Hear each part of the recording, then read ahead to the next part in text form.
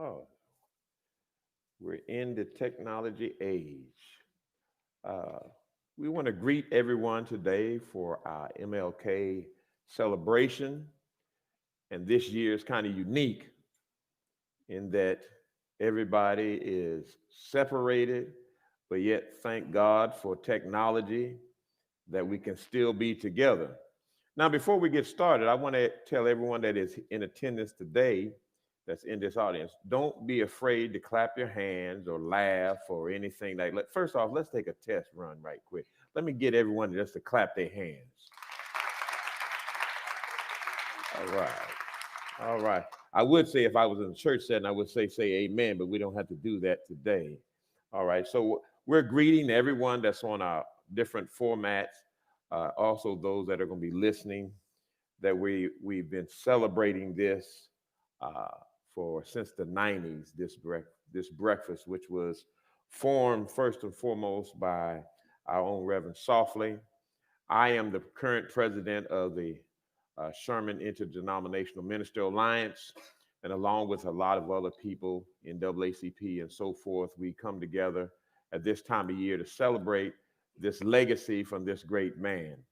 And so this time is kind of unique because of the fact that we're in the midst of a pandemic. And I know everyone is tired of being cooped up. And yet I thank all of you for coming that are in attendance here. But also, I want to thank everyone that's going to be listening on our different formats. Before we get started, I want to mention also that on Saturday usually we have a parade that precedes this, and we had a little parade, not as big as it usually is, but it came out without a snafu. And so there was a few loyalists that came in our parade, and we all rode down the street from the square in the middle of Main Street and Houston and Lamar, and we rode over to E Street, and my own father, Bishop Brown, read from the excerpt "I Have a Dream" speech. So we had a good time. So I want to thank everyone that's been supporting this endeavor all these many years. If you would like to follow along with the program today, you can download and print your own copy of the program from www.austincollege.edu/MLK. That seemed like a mouthful, doesn't it? So we want everyone to be able to follow along this event. Over the years, we've had a good time, good participation, in which all across the community, we've come together to celebrate this legacy in this celebration. And I want everybody to know that even with the turmoil and things that are going on in our country, that this is still very important, and this brings even more meaning. What's going on around us, this brings it to pass in the fact that we still have to work together no matter what. And so I want everyone this morning, I want you to, the ones that are here with me, I want you to clap your hands and laugh and sing along, or whatever you have to do, so that the people that are listening on all these different formats will know that we're in here. And so I want you to keep that in mind. You are in here, but more importantly, we're in it together. Thank you very much.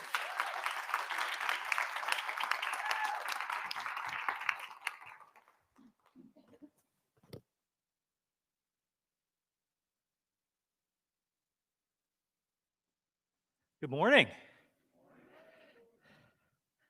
I just want to spend a moment to echo Reverend Brown's words of welcome to those who are in person here this morning in our newly renovated Sally and Jim Nation Theater.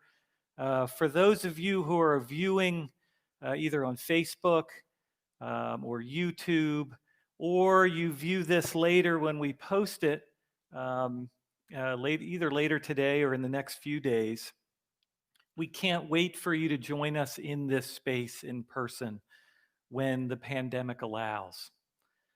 Today, however, we are here to celebrate the life and legacy of Dr. Martin Luther King Jr.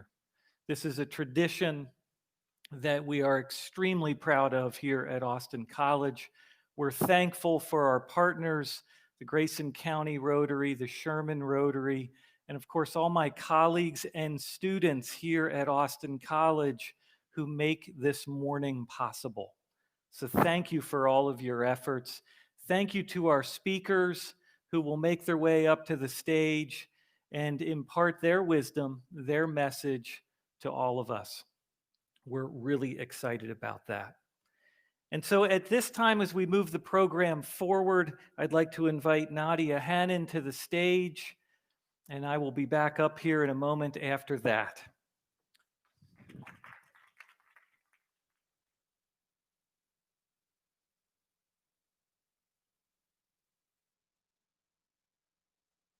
I invite everyone to please stand and join me in the Pledge of Allegiance.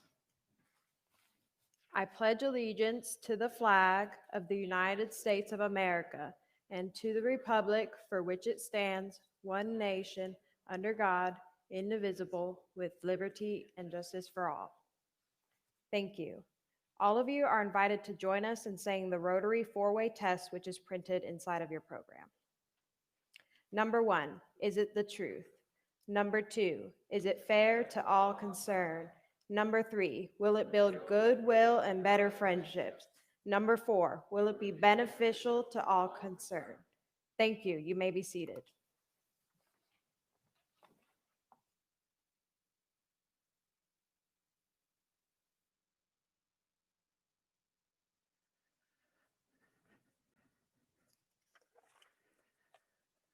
And now my pleasure of the morning is to introduce our student speaker. Victoria Starr Gilbert is a senior here at Austin College. She'll graduate in just a few months. And to give you just a little bit of background, although the full bio and introduction is in your programs, let me just say that Victoria will graduate in May with majors in both East Asian Studies and International Economics and Finance. And if that weren't enough, she's also carrying a minor in art. So Victoria is not sitting around a whole lot. And if that wasn't enough, she's also made her leadership mark here on campus as the Vice President of Black Expressions. She's been an active participant in other campus organizations that, again, you can read in your program. She is just an amazing student, and we are proud to have her as part of Rue Nation. I know you will enjoy listening to her today as she talks a little bit more about her work as founder and president of the first campus book club for students at Austin College. So I'm excited about that. Please help me in welcoming Victoria to the stage.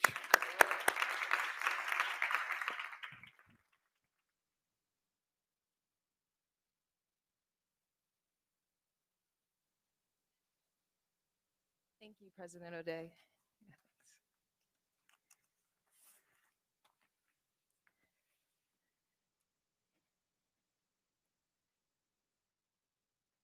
Ode to Literature. How far our relationship has come. How much I have grown and learned, thanks to the many avenues through which I have gotten to know you. Oh, the places you have taken me. Now, it is through you that I can express what you, literature, mean to me. It is because of my path I can appreciate from which I come. I did not always love literature. My fears and shortcomings with the subject have come a long way. In elementary school, I was shy, although I wasn't actually shy. I was just reserved. I wanted to come across as articulate, intelligent, put together, and proficient in every subject. I wanted to be more than the diversity bussed in from the south side of town. As a result, I suppressed my insecurities with literature. To be completely honest, the intensity between me and a blank page held great anxiety as I so desperately tried to think of what to write. To ease the writing process, I would come to school with preordained million-dollar words like ebullient or pensive to write in my third grade journal entry.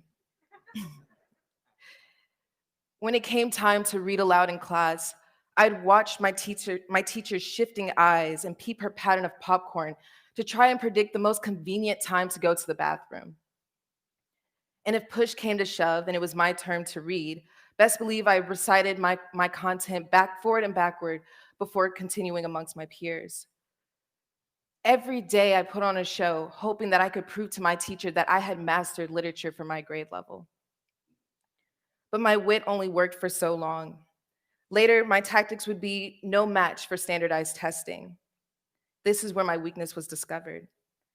I felt disgraced by my testing scores in reading and writing, but the numbers wouldn't lie, and my cleverness could not save me. I was then embarrassed to leave class to go and strengthen my reading and writing skills, only to return and have my intelligence questioned by my friends. Though the individualized tutoring helped, I couldn't tell you for how long my fear of reading aloud followed me throughout my educational career. As I reminisce about my childhood struggles with literacy and the efforts I did to overcome them, I realize that it's similar actions taken by my predecessors. When I found out that my grandmother and great uncle were both unable to read and write, I questioned how they survived during a time when literacy was a privilege and not a prerequisite to a person's quality of life. I thought my relationship with words was traumatic. But can you imagine being contracted into debt from being unable to read a document, or signing your name with an X mark, or not being able to apply to receive your driver's license or your birth certificate? I had the audacity to patronize them because I saw them as I saw myself. My brain was conditioned by my own insecurities. Illiteracy was weak, fair skin was beautiful, and white was right. But this was far from the case. My grandmother was a nurse amongst many other things before owning her own salon and being self-employed for over 50 years. She learned through experience, not in school, to provide for her family and become her own boss. Though she found success, she still desired to learn how to read. When I was 12, she enrolled in school to do so. Seeing her smile ear to ear made it clear to me that reading had a lifetime of relevance. It involved entering another dimension, hearing someone else's story, or learning something new. My grandmother wanted to experience this through the pages of her Bible, and so she did. My great uncle was America's first certified African American pastry chef. People had no clue he could not read or write. He simply pressed for alternative ways of being taught. Given the only job afforded to a colored man in the kitchen, he worked as a busboy and used every opportunity to produce and to record recipes from a master chef, a German master chef, sorry. He later became his own self-developed chef who navigated the kitchen, acquired skills, and led teams to produce some of his most renowned recipes. After his career, he networked with those who were literate to get his story written. My great uncle not only made history, but he held himself responsible to get it recorded so that it would not be forgotten. This showed me the importance of writing and its longevity. Now, after being inducted into museums, he has encouraged large donors to support literacy efforts for others. You see, generations of institutional, systematic, and social discriminations against African Americans were the impediment to quality education, income, and employment that arrested future generations to come. As I explored my family history, I further realized that they were ingenious. They simply did more with less. Society may have failed them of a quality education, but they still found the means to make something of themselves, despite the adversity that they faced. I think of it as an analogy to someone who is blind. Though you're disabled in one area, you're enabled in another. As I discovered their stories, it is clear that their deprivation was the mother of invention. Though my grandmother and great uncle both overcame the obstacle of being illiterate, I can only imagine the betterment of their lives if they were given their inalienable rights to quality education and exercise the fundamental skills of reading and writing during their time. Giving an African American a book was dangerous to the oppressors who wanted to remain in power. They knew that literacy would empower us to read to become knowledgeable, write to record our history, and articulate our injustices just as Dr. Martin Luther King did in his nonviolent fight for the liberation of African Americans. Dr. King was exposed to literacy during a time when education was a privilege. His upbringing made him a phenomenal anomaly. Coming from a father who received an education from the church and a mother who earned a bachelor's degree, Dr. King's environment and the nurture of the avid readers and writers that raised him exposed him to literature, music, and leadership principles that greatly attributed to his later achievements. After graduating from Morehouse College in 1948 with a bachelor's in sociology, while simultaneously becoming an established reverend, Dr. King then explored the genre of philosophy. Through philosophical books, Dr. King was introduced to perspectives, cultures, and realities different from which he lived. Dr. King's dream wasn't just a figment of the imagination. It was pragmatic and attainable. Reading essays, speeches, and biographies of leaders who made change with the absence of violence was his blueprint as he went forward to inspire a nation to fathom the existence of equality. Dr. King had the power to move the world with his words. Literacy gave him the capacity to imagine a better existence for African Americans, encourage a different approach to combating discrimination, and believe in the redemptive power of love between individuals. 3 years ago, I would not have understood how literacy propelled Dr. Martin Luther King to make great strides towards something he believed in. My freshman year in college, I was excited to embark upon subjects of choice.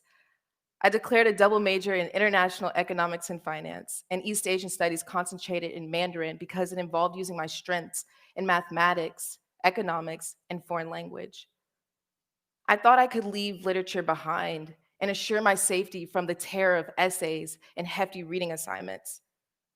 But despite my chosen studies, I realized that in order to understand and analyze the very things I was passionate about, I needed to incorporate literature. My fight against literature felt lonely and personal, and for too long, my fears controlled me. But knowing that I have dreams worth sharing, goals to communicate, generational obstacles to overcome, and lives that I aspire to change, just as Dr. Martin Luther King did, I was determined to free myself of this burden. Like those before me, I went to work and utilized resources around me and committed myself to practicing literacy. Over the course of 4 years here, my correspondence with books has matured, and books that I now explore have become a reflection of my passions. It is literature that pushed me and took me to places that encouraged my independent studies. It was literature that pushed me outside of my shy self to express myself on paper, which afforded me the opportunity to go abroad. And it was literature that gave me the words to speak before you today. Through my journey, I realized I wasn't alone. I realized students around me had similar relationships with literature.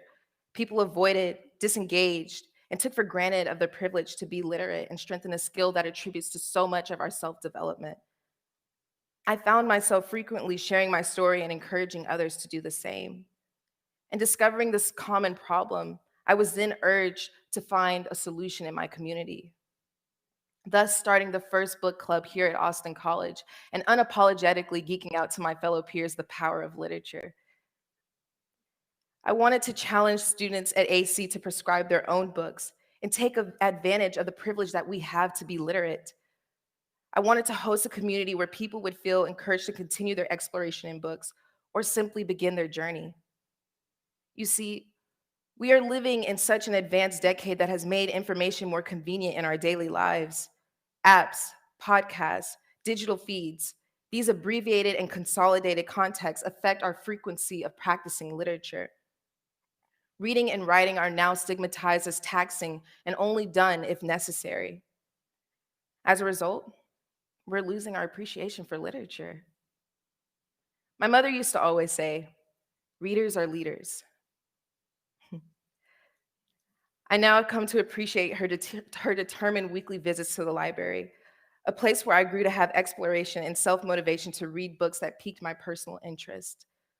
I'm appreciative to my father, who enforced reading books outside of my comfort zone, like The Art of War, Shakespeare, and The Inner Game of Tennis, all of which expanded my palette of genres. I am thankful to be afforded a safe place to learn and receive mentorship from amazing professors. I am thankful to Austin College for giving me the opportunity to found an organization that encourages students to read together. I am thankful to Dr. King for showing me what I can do with my education and how to capitalize on the things that I stand for. And I'm thankful, again, to Austin College for giving me this opportunity to speak. I have changed my perspective on literature and realized that it is needed and not something to be avoided. For those of you who may face the same battle or even a different one, I challenge you to do the same. Whatever emotion you have towards speaking, writing, reading, acknowledge it, understand it, and then begin to challenge it. In spirit of Dr. Martin Luther King, let us read books that perplexes ourselves.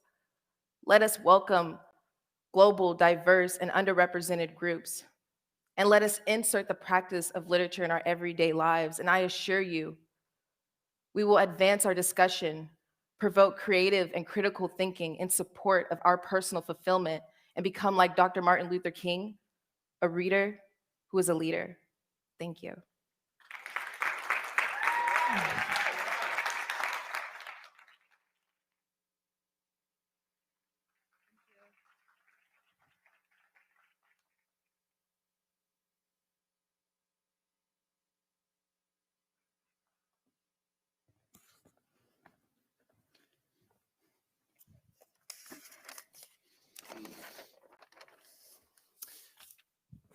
Thank you, Victoria. That was beautiful.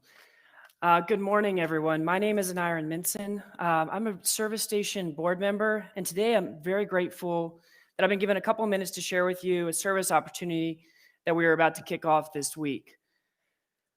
We at the service station will typically have a traditional set of events that we run through every year that allow the Austin College community to participate in community service all around Grayson County. As we all know, this year has been different in a lot of ways, and we have not been able to keep up with our traditional set of events. We are sad this year we will not be hosting our Special Olympics tournament that we commonly host here on campus. Last year, we had over 500 Special Olympic athletes come and participate. When I talked to Victoria last week, I noticed a lot of parallels between what she spoke about with the importance of enjoying literature and what I see every year with our Special Olympics athletes when they're able to enjoy the opportunity to play basketball, which is not something they get to do every year. So with that, we're very excited to announce that this year we'll be hosting the Ruse Reading Library. It's a virtual library filled with readings from students, faculty, and staff of popular children's books that can be shared with not just our local Grayson County students, but with students all across the country and the Austin College community spread far and wide. Thanks to the brilliant people in the IT department, we now have a place on the Austin College website where kids everywhere can watch videos of Austin College students putting their creativity together to film themselves reading children's books. I'd like to share with you a quick clip here of what that will look like.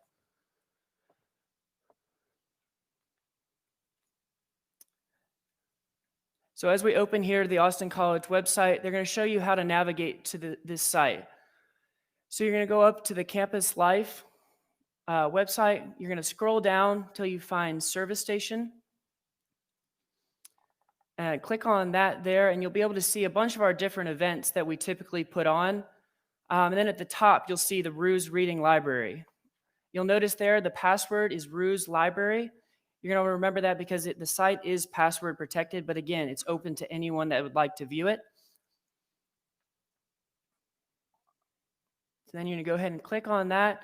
And again, enter that password, Ruse Library, and that will give you access to the full virtual library. There's no other protection past that password.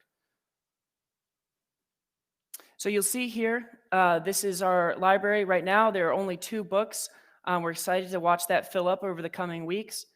And today I'd like to show you just a quick clip of students reading the I Have a Dream speech by Dr. King.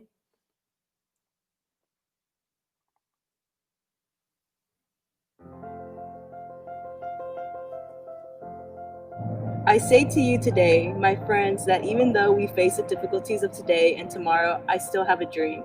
It is a dream deeply rooted in the American dream. I have a dream that one day this nation will rise up and live out the true meaning of this creed. We hold these truths to be self-evident, that all men are created equal. I have a dream that in one day, on the red hills of Georgia, the sons of former slaves and the sons of former slave owners will be able to sit down together at the table of birth. I have a dream that one day, even the state of Mississippi, a state of sweltering, the heat of injustice, sweltering with the heat of oppression, will be transformed into an oasis of freedom and justice. So that was just one way that can be done, just one way that those students decide to do that. I've already spoken with Victoria. I know the book club is going to be filling up our library pretty quickly with some readings, and we're really excited to see what some of the different groups on campus we can do. From the theater group, I'm sure they're going to be creative, to other groups. We're really excited. So we all know that Austin College students are capable of extraordinary things, and we're excited to see what all of you can come up with to make these videos fun and exciting. We're hoping to build up this virtual library in the coming weeks so that it contains readings of books for kids of all ages across multiple different areas of interest. We have teamed up with our wonderful librarians to put together a collection of some of the most popular children's stories across all age ranges. And Professor Brett Besson and the media department have kindly partnered with us to create a space for all of you where you can safely social distance and film with a quality camera and a backdrop. This is truly a team effort across the Austin College community, and we are excited to have all of you as we kick off on January 20th, as well as throughout the rest of the semester for any of you or group of friends to come and put together a video. Until we can safely invite students onto our campus to serve them, we will continue to find ways to serve from afar. Thank you for your time. We're excited to see all of you reading soon, and go Roos.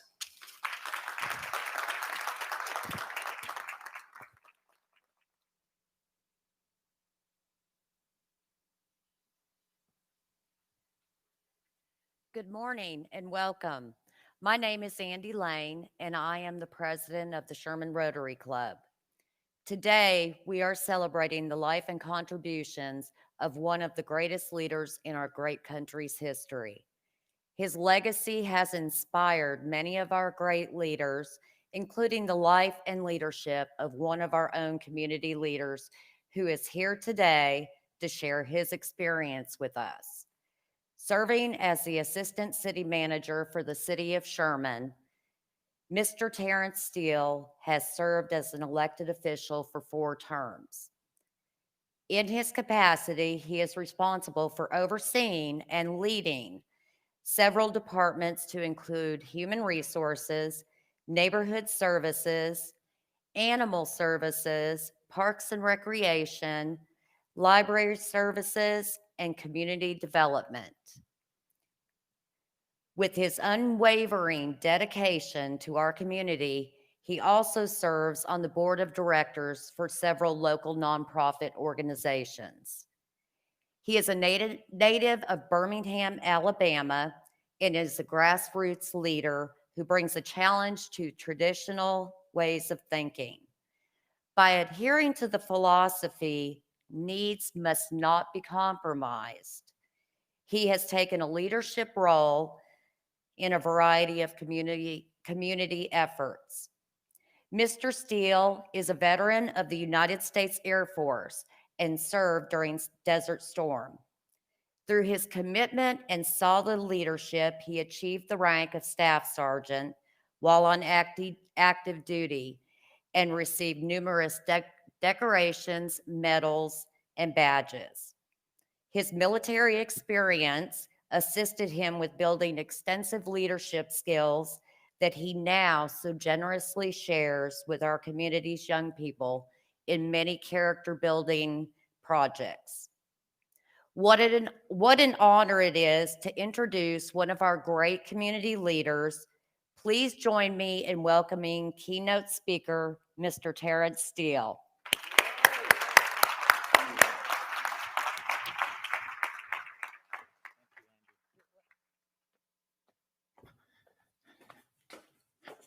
Thank you for that introduction, Andy. She made me sound important, didn't she? You know, when Reverend Brown began, he said that you can clap, you can laugh, but one of the things he's got to say is you can't boo. I want to thank Dr. O'Day and Austin College, faculty, the various organizations that is a part of this college. I used to live right up the street for more than 10 years, and I got a chance to be a part of many things that were going on in this community. And so thank you all for the great work that you do in the community and encouraging your students to get involved into the community. I want to thank Victoria. You know, that was a very inspiring word that you gave. In fact, as I was sitting there, I'm like, why didn't they get her to be the keynote speaker? But Victoria, thank you for your love of literacy. And I'm sure you're going to make a great impact as you walk out the doors of Austin College into the real world of life, and you will make a difference. I expect to see your name written in many places in the future. So today I am tasked to speak on Dr. Martin Luther King Jr. You know, I was slated to be last year's keynote speaker, but some guy named Herschel Walker showed up and I got bumped. And unfortunately, Emmett Smith nor Michael Irvin was available, so guess what? You're stuck with me this year. And so I'm glad to be able to be here to speak on the life of Dr. King. As Andy mentioned, I grew up in Birmingham, Alabama in the 60s. And I'm fortunate to still have my mother around who's 93 years old.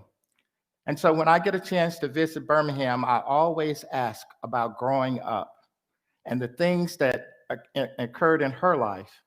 And as Victoria said, they grew up in a time when being literate was not expected of that generation. But my mom is one that never worked outside of the home, but she taught us the importance of being the citizens that will make this nation proud of. And so I thank God for the opportunity to have a mother and a family like that. I'm the youngest of 8 kids.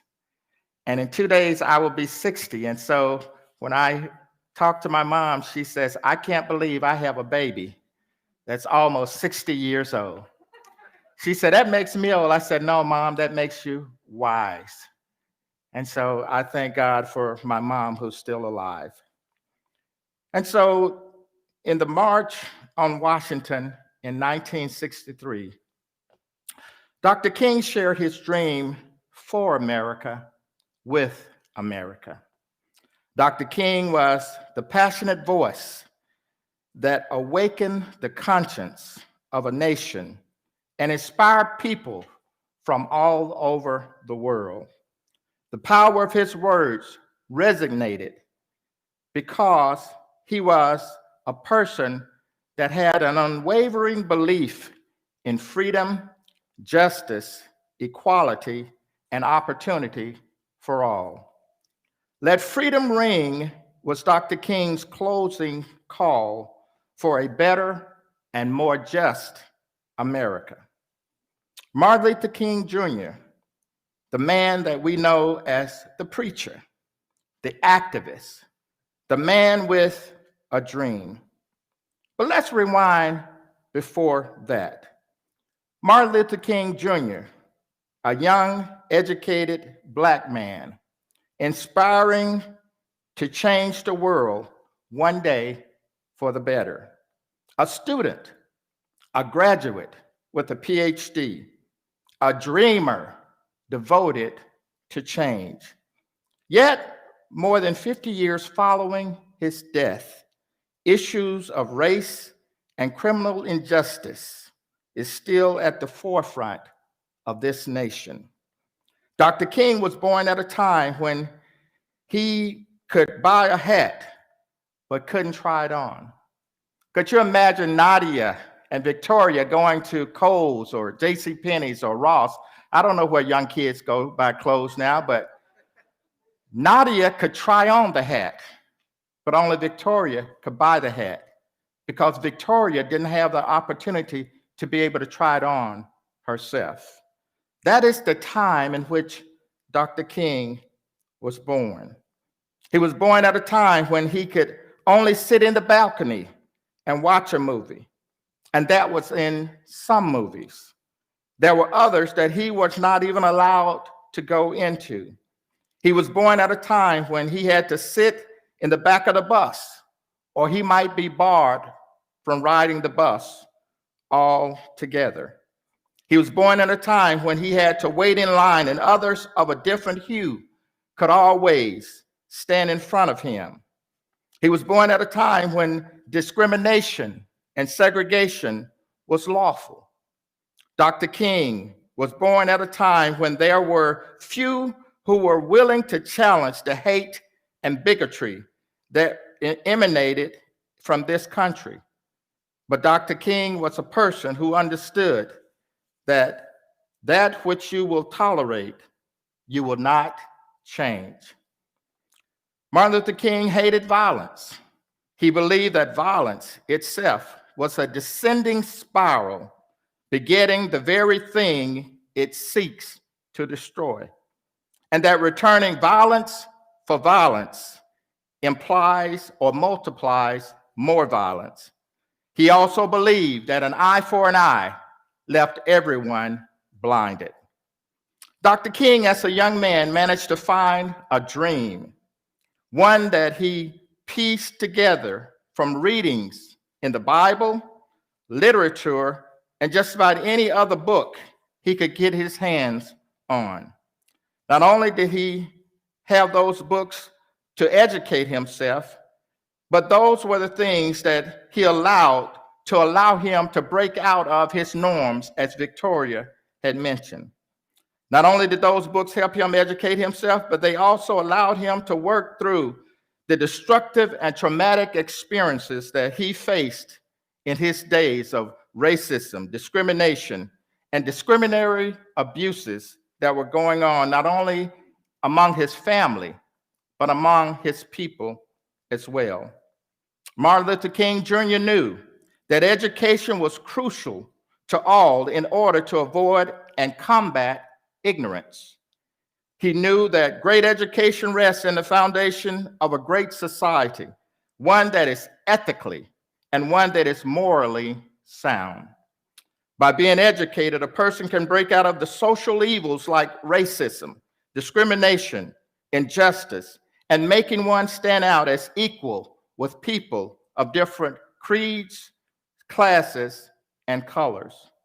One of Dr. King's quotes on education is this: education must enable one to shift and to sift the weight of evidence, to discern the true from the false, the real from the unreal, the facts from the fiction. In 1947, while a student at Morehouse College, he penned an article in his campus newspaper, The Maroon Tiger. In that piece, King said that education must also train for quick and resolute, effective thinking. To think incisively and to think for oneself is very difficult, he stated. He says, we are prone to let our mental life become invaded by legions of half-truths, prejudices, and propaganda. The events of our nation's capitals of a few weeks ago is evident of that same thing. When half-truths and propagandas are spewed over and over again, it leads to riots and deaths. Just because one says something over and over and over again doesn't make it true. And believe me, just because it's on Facebook and Twitter doesn't make it factual. As a child growing up in Birmingham, Alabama, I can vividly remember the nightly news, seeing pictures of young students. And you know, one of the things I mentioned in the beginning, my mom would tell me about the civil rights movement. While the face of the civil rights movement might have been Dr. King, the backbone of the civil rights movement was young students, young college students, simply seeking to be able to go to colleges that they desire to go to be educated like their counterparts. And so Dr. King, in his movement, led a young people. And I look at this audience and I see the young people sitting here today. And I think about the fact that you are that generation that doesn't matter about a person's color. You are that generation that is more educated than any other generation that will come, that has come ahead of you. You are that generation that I believe that Dr. King was talking about when he talked about his speech, I Have a Dream. And so one of the things that I am so encouraged about is the fact that as you go out into this world, people like Victoria and Nadia and other students that might be sitting here today, you go out with the idea that I'm not going to accept what I see. You know, one of the things that I saw in some statistics that I saw, that your generation came out in droves in this year's election and helped make an impact because you are concerned about justice. You are concerned about literacy. You are concerned about our environment. You are concerned that you're going to have a world that you don't have to pay for with all your taxes. And so to these students that are sitting here today, I encourage you to use all the knowledge that you are gaining here at Austin College to go out into this world and to make a great impact. And so if I were to say anything to you, I would like to plant on your hearts what I would consider the ABCs of life. And so when you leave here for the class of 2021, I would like to give you these to go with. A, accept the challenge set before you as this generation. B, believe in yourselves. C, convert your thoughts to hopes. D, determine to convert your hopes to dreams. E, expect some obstacles on the way. Believe me, there will be many obstacles. But I believe that this is a generation that will be determined to overcome those obstacles. F, fight. Fight the good fight of faith on your road to life. G, get God on your side. If God be for you, who can be against you? H, have a heart of servant leadership. When you have a heart of servant leadership, no one can get in your way.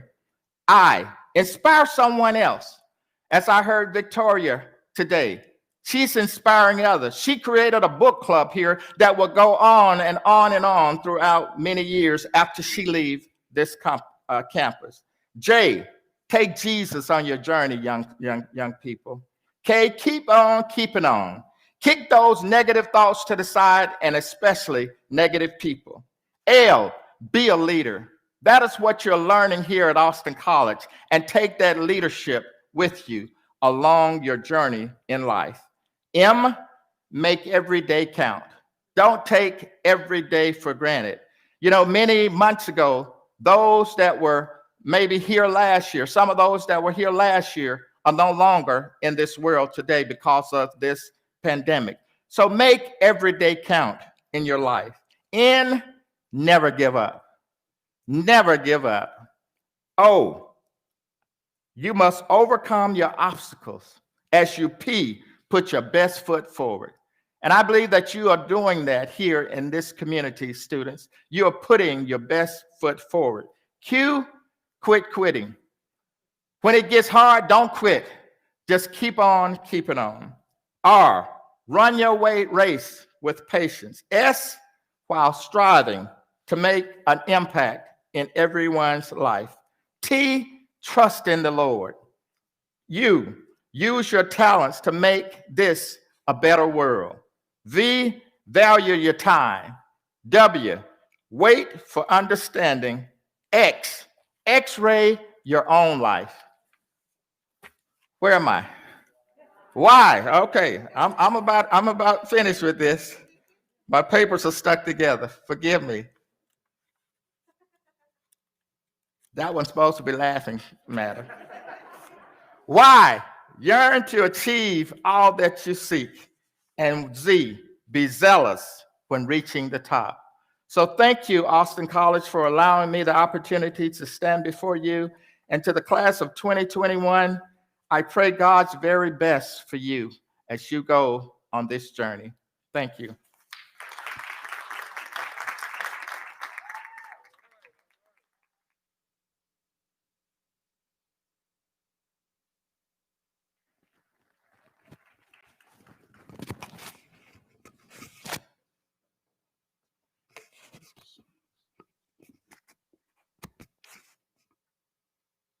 Good morning. My name is Al Hambrick, and I'm president of the Grayson County Branch NAACP. I'm here this morning to provide an update on the scholarship that has been supported by this event. So on behalf of the Grayson County Branch NAACP, we'd like to extend our thanks to Austin College again, President O'Day, to the Rotary Clubs, both Sherman and Grayson. We also like to thank the Sherman Interdenominational Ministerial Alliance, Pastor Brown, and we'd like to also thank the Sherman community for your support in providing this scholarship for a student. And I stand here also as a proud graduate of Austin College, just being proud that our college continues in this effort to support the legacy and the life of Dr. King. So again, I thank you for that. We're very proud of our 2020-21 scholarship recipient. Our recipient for 2020-21 school year is Amaya DeHorny. Amaya is a freshman at Grayson College. She's majoring in nursing, And even during pandemic times, she's continued her enrollment in college. She has done well, and throughout this school year, she's maintained a 4.0 GPA. So we are grateful to her. And I was sitting and listening to our speaker, Ms. Gilbert, and we hope that we can inspire all of our students to reach where she's trying to go. So I was inspired by that and all of our student speakers. So thank you for this opportunity. Thank you for your continued support. And thank you for those who have continued to put together this event. Thank you.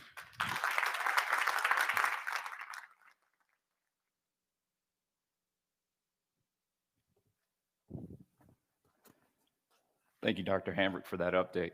My name is Evan Clark. I'm the president of the Grayson County Rotary, and it's always wonderful to hear about students and how they're excelling in higher education. I know for a fact our Rotary Club loves to give back to our local communities and support local students for those endeavors. And as someone who wears many hats as a president of a civic club, a minister, and as a development officer at this great campus of Austin College, I'm glad you stuck around. You haven't bolted for the doors or you haven't logged off, because typically this is when we pass the plate around in our breakfast event. So thank you for sticking around. But I do encourage you, do support this scholarship. It's an important thing to give these young people, students, an opportunity, because scholarships make a difference in their lives. It makes their education affordable. It allows them to pursue their dreams and their passions, just as we see here with the nursing student. And it's easy. I just did it about 30 minutes ago. I pulled out my phone. I went to actblue.com, searched for the Grayson County NAACP, used my virtual wallet, and I made a donation this morning. I hope you will do that by going to actblue.com, or you can go to Givelify on the Apple App Store or the Google Play Store. You can do it those two ways. And if you leave this place and you forgot to do that, you can always go to the Austin College website at austincollege.edu/MLK, where those instructions for giving will be there posted. And so it's my pleasure to welcome Reverend Brown back up for our closing remarks and our dismissal instructions.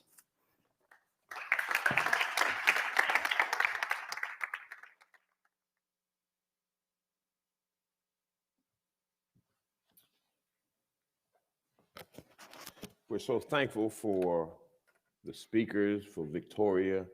You make me proud today. I've had the pleasure of being involved with the Black Expressions, and I would tell anyone here that today's youth are very intelligent, and you can't be asked to go to any one of their endeavors without knowing what you're talking about, because they will challenge you. So Victoria, we thank you for your pursuits, and then for walking out the realization of a dream that was given by this great man.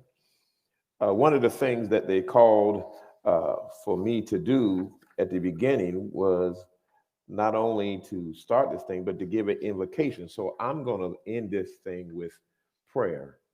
And I think it's very important. First off, I thank God for the Rotaries, thank God for the NAACP, and I even thank God for the organization for which I'm a president. We have a scholarship also that we give, and that Austin College over the years have hosted our breakfast and some events by the Sherman Interdenominational Minister Alliance, and we're very, very instrumental in helping us in those endeavors. And I want to thank all the people in this community, Austin College and President O'Day. Thank you so much for hosting all of these things every year. And for all of you that are listening, we thank you for support through your contributions and your attendance in every endeavor that all of these different organizations have endeavored to invest in our youth of today. And that's a good investment. And I want to tell the youth of the day that we want to see some dividends. We want to see some dividends. We want to be able to say, I had something to do with that person. When you're a congressman or an inventor or whatever your endeavor is, I want to say that I had a part in that, along with this community, Sherman and Denison and Grayson County.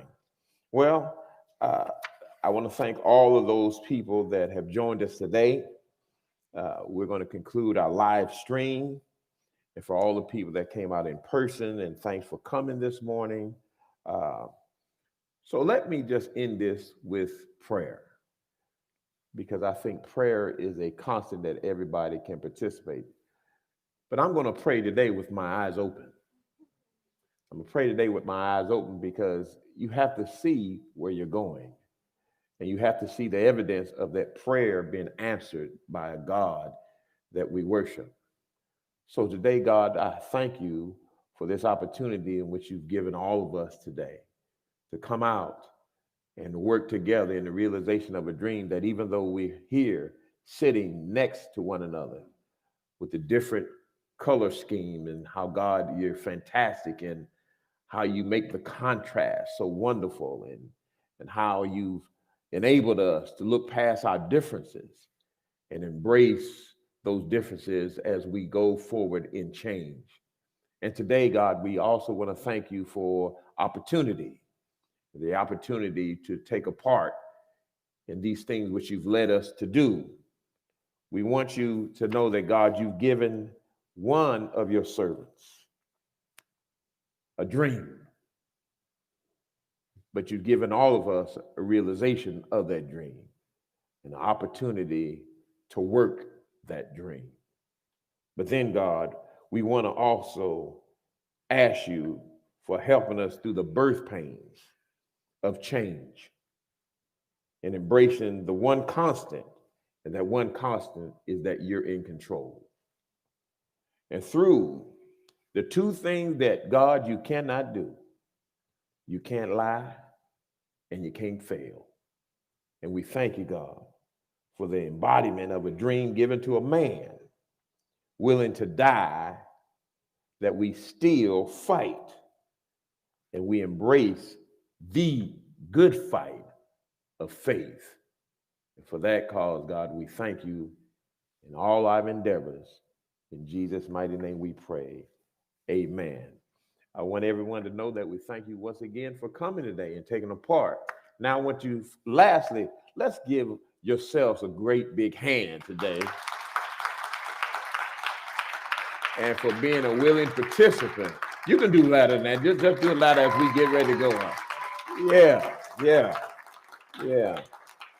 I know your Cowboys didn't make it, but you're here. So we're so glad for you. So we want to ask everyone here as we end this thing that you remain seated, and the ushers will point us out row by row, however they're going to do it. And on behalf of Austin College and all of the community, we bid you Godspeed and thank you for showing up and support. Be blessed.